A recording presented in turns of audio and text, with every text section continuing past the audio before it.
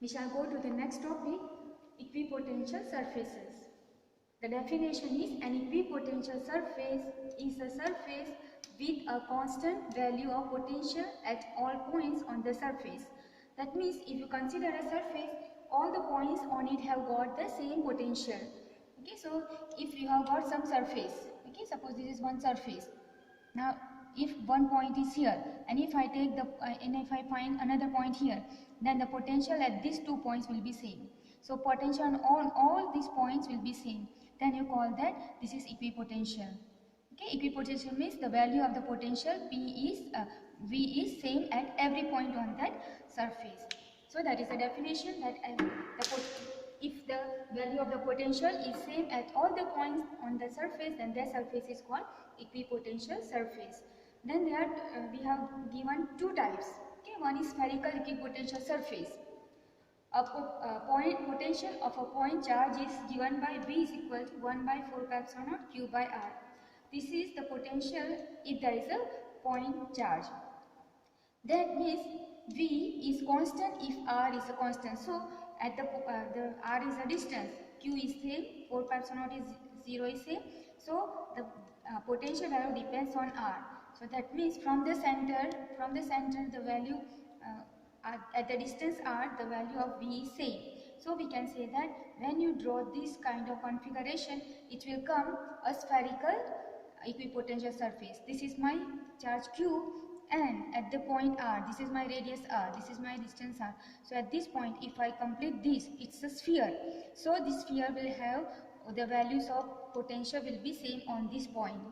Okay, so because why? The potential at this point is given by the same formula, 1 by 4 pi epsilon naught Q by R at every point. Okay, therefore this will form a sphere. Okay, so for a point charge, equipotential surface is a sphere. Therefore, equipotential surface of a point charge is a spherical. Okay. Now next, we have got a plane equipotential surface. For a uniform electric field E, the equipotential surface are planes. Okay.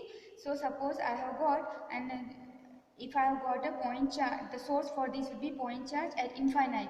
If this point charge I consider as infinite, then when we go away very far, then we will get the field lines uniform. And if I get the field line uniform means they will form the planes.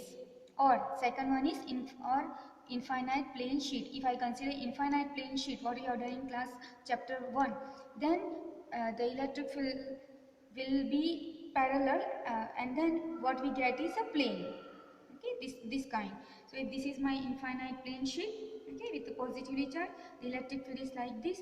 So if I put a potential, if I cut one surface, then all the points on this will be same. So this will become my plane surface, plane equipotential surface.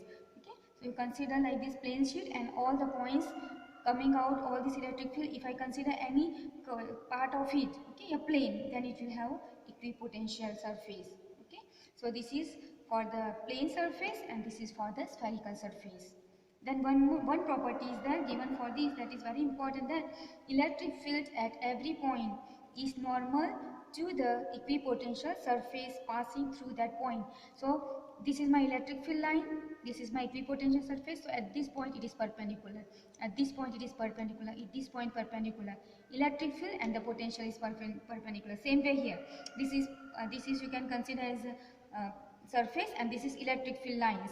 So they are always perpendicular in this way. Okay. So now we will prove this for spherical sphere. We will prove this part. Consider two very close points P and Q on an equipotential surface. The potential difference between them is given by VQ minus VP is equal to minus integral P to Q vector A dot vector dr. Okay. Now this we have done in the first class. Okay, we have given that the potential difference will be equal to integration E dot dr, negative of. Okay.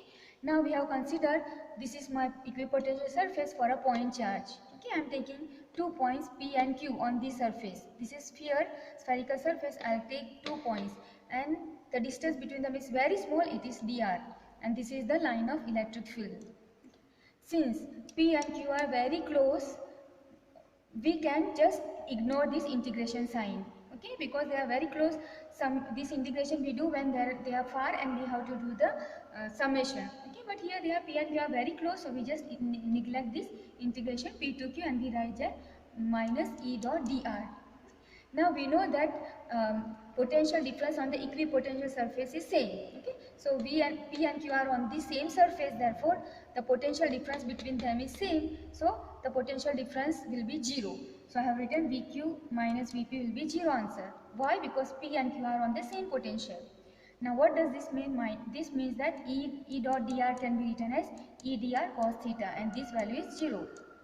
Okay, now we know that electric field is increasing, the distance I have displacement I have taken as small dr, that means E is not equal to 0, dr is not equal to 0, but even if this two are not 0, still the answer is 0, that means cos theta has to be 0. So I can write cos theta is equal to 0. Cos theta 0 means theta value has to be pi by 2, and if theta is pi by 2, that means E and dr are perpendicular. So we can conclude that hence direction of E is always perpendicular to equipotential surfaces locally, means at that point. Then we have got this configuration.